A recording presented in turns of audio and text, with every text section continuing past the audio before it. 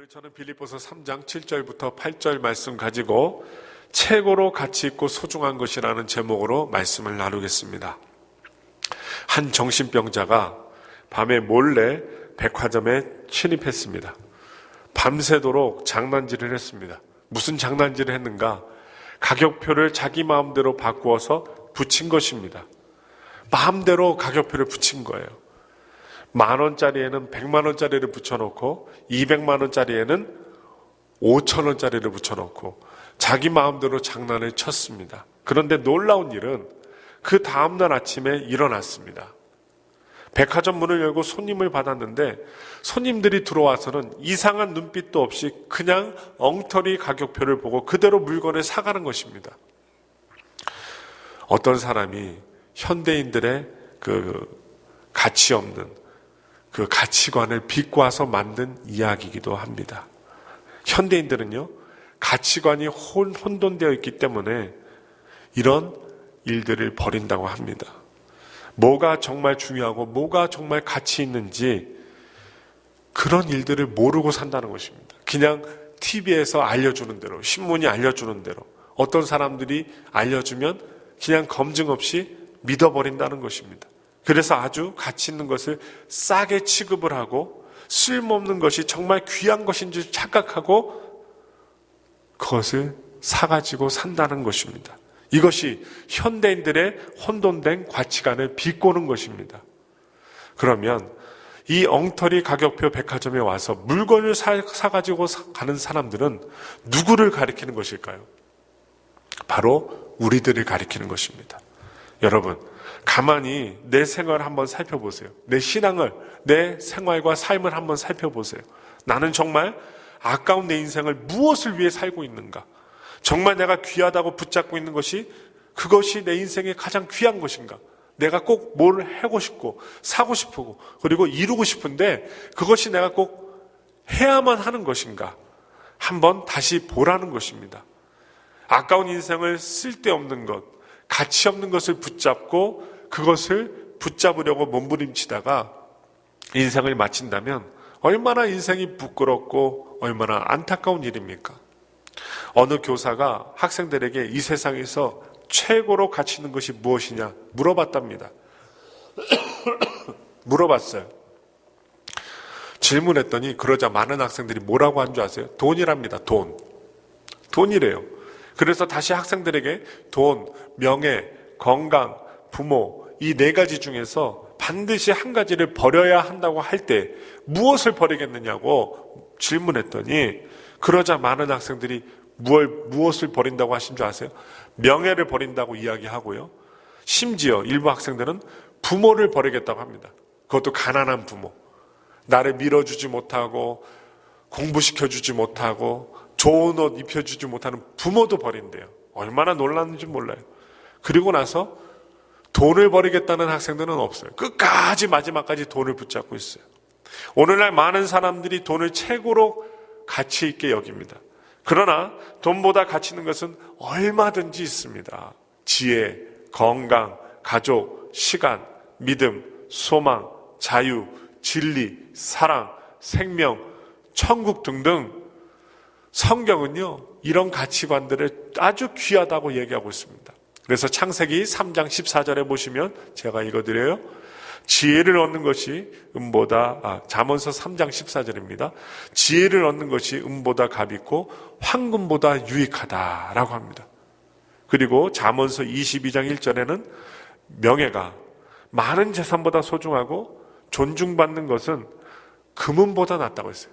존경이 금은보다 낫다라고 솔로몬은 얘기하고 있고 누가복음 12장 23절 말씀에는 목숨이 음식보다 중요하고 몸이 의복보다 중요하다라고 말하고 있습니다. 그런데 저에게 이런 말씀을 딱 묵상하고 읽으면서 목숨보다 더 소중한 것이 있다고 생각이 되어지는 게 있어요. 예수님입니다. 우리의 목숨보다도 더 소중한 것 바로 예수님이에요. 오늘 본문에서 사도 바울도 예전에 자랑스럽고 가치 있다고 생각했던 것을 예수님을 위해 배설물과 같이 여긴다고 했습니다. 세상에 가장 더러운 게 뭐예요? 똥입니다. 똥. 빌립보서 3장 8절 오늘의 말씀이 나오죠. 이 세상에서 예수님보다 더 가치 있는 것이 없습니다. 여러분 오늘 왜 나오셨습니까? 예수님이 귀하고 예수님이 나에게 구원 주신 게 감사해서 잠 안 자가면서 나온 거예요. 세상에 그 무엇과도 바꿀 수 없는 보배롭고 가치 있는 분이 예수님입니다. 여러분 한국이나 이 미국이나 왜 캐롤이 안 울려 퍼지는 줄 아세요? 예수님을 높이는, 탄생을 높이는 캐롤이 안 울려요. 라디오만 켜야지 울리지. 왜 그럴까요? 수입료 때문이에요. 수입료. 아무 데서나 그 캐롤을 갖다 울리면요 법적으로 걸려요. 옛날 클래식한 캐롤은 해도 안 걸립니다. 그런데 요즘에 저작권을 갖다가 해놓은 것은 틀 수가 없어요. CD 사서 들으라는 거예요. 참 각박한 시대입니다. 예수님을 찬양하는 것조차도 돈을 내고 CD를 들어야 하고 집 앞에서도 틀지도 못하는, 상점에서 틀지 못하는 안타까운 시대가 됐어요. 이 가치 있는 분 예수님 많은 사람들이 모르고 받아들이지 않고 있습니다. 가수의 꿈을 가진 조지 쉐아라는 남자가 있었습니다. 제대로 된 교육도 받지 못하고 형편도 어려워서 보험회사에서 판매원을 하며 전전긍긍하며 살아야만 했지만 그래도 희망을 가지고 연습을 게을리하지 않았습니다. 그러다 우연한 기회에 미국 MBC 라디오 그 공개방송에서 노래를 부를 수 있는 기회를 갖게 되었는데 이 조지의 멋진 목소리는 방송을 듣는 청취자들의 마음을 사로잡고 말았습니다. 방송이 끝난 후에 유명한 기획사에서도 찾아와 계약을 하자고 제안을 했습니다. 그러나 이 조지는요 믿음의 사람이었어요. 그래서 기도했습니다. 좋은 기회가 와도 기도를 하면 할수록 가수로 성공하는 것이 자신의 사명이 아니라는 확신이 들었고 찬양을 통해 전도를 하는 것이 자신에게는 더 큰 기쁨이 된다는 것을 기도하면서 알게 되었어요. 여러분 올 한 해 2019년도 무엇을 시작할 때 기도하십시오. 그냥 덥석 물지 마시고 덥석 시작하지 마시고 하나님께 기도하십시오. 저도 목회 사역을 하지만 우리 엘파소 순복음교회를 위해서 사역을 하지만 제 마음이 제 생각이 막 덥석 잡는 막 제 머리를 사로잡는 그것을 하는 게 아니라 하나님께 기도해보고 하나님이 허락하시면 시행을 하는 거예요. 그때 가장 안전합니다. 이사를 가든지 사업을 하든지 결혼을 자녀를 시키든지 진학을 시키든지 이직을 하든지 무슨 일이든지 기도를 하고 나서 마음에서 아니면 하나님의 말씀으로 하나님의 세미한 음성을 듣고 시작을 해야만 넘어져도 다시 일어날 수 있고 아니면 사람들이 보기에 실패 같은 것이라 할지라도 나중에는 대기만성할 수 있다는 사실이에요. 이후 조지는요 기도했잖아요. 응답을 받았잖아요. 가수로 안 갔어요. 가수 데뷔를 포기하고 대신 자신의 고백이 되는 찬양 주 예수보다 더 귀한 것은 없네 녹음했는데 그는요 빌리 그리암 목사님의 전도단에 들어가 평생 동안 세계를 돌아다니면서 전도 사역에 힘을 썼고 우리 한국에도 왔다 갔어요. 한국에도 다녀갔습니다. 극동방송에서도 이분의 찬양이 자주 그 당시에 방송이 되었답니다. 전도대에서 그가 찬양을 할 때면 언제나 사람들의 박수갈채가 쏟아졌는데 그때마다 이 조지는 말했습니다. 정말 감사합니다. 그러나 여러분의 커다란 박수와도 예수님을 바꾸지는 않겠습니다. 아주 확고해요. 우리는요 사람들이 알아주는 그런 존경과 박수갈채가 있다라 하더라도 예수님과 바꿔서는 안 됩니다.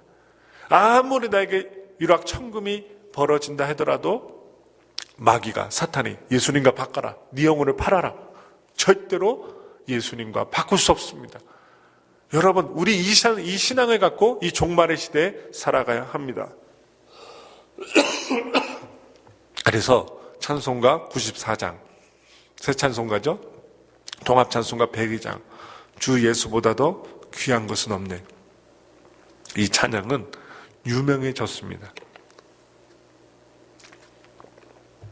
그래서 이 세상 부귀와 바꿀 수 없네. 영죽을 내 대신 돌아가신 그 놀라운 사랑 잊지 못해. 예수님을 바꾸지 않았던 이 조지는 결국에 믿음으로 승리할 수 있었습니다. 죄송합니다.